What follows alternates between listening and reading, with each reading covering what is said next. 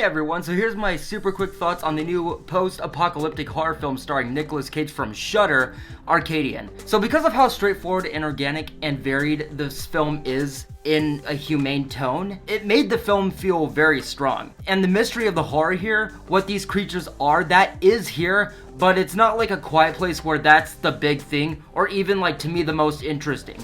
But it was just everything, this world, these characters, this life. It was a great humane story, a stunning apocalyptic film, and a solid horror mystery. All the characters are so unique and important and natural that it's the type of thing where the monsters aren't the most important or most interesting thing here, they're just another important factor to this story. The horror here is about the uncertainty and the foreignness of this film, and all the potential dangers and uncertainty that come with adapting to a new life, where we are the prey, and more so, the viewers have to discover this world just as much as these people do. It's a tonally and cinematically dark film. You feel the apocalypse, the loss, the hunt, the fear. Everyone has to build everything. Throughout the film, we see tons of people learning shit, and I actually think that to many extents it did things even better than A Quiet Place did, for example. The film knows and understands what real inescapable fear is, aside from irrational fear. The horror is when, a seemingly very realistic family gets split up in the night when these creatures are out.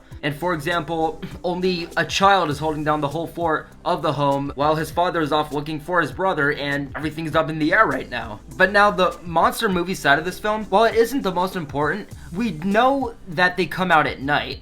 That's like the big grab of these monsters. That's what we know about them. What this film did really smart is that since these creatures only come out at night, when the movie has nighttime sequences, that's the monster movie side. When the movie has daytime sequences, that's where we're seeing these people live in this world, adapting. We see things like fear and love and them learning things as human beings in this new world. And I thought that that was an incredible way to give both sides equal and enough screen time without having to waste anything or, go and do some huge background stories or some huge setup. Would I have liked to see some more background of these monsters?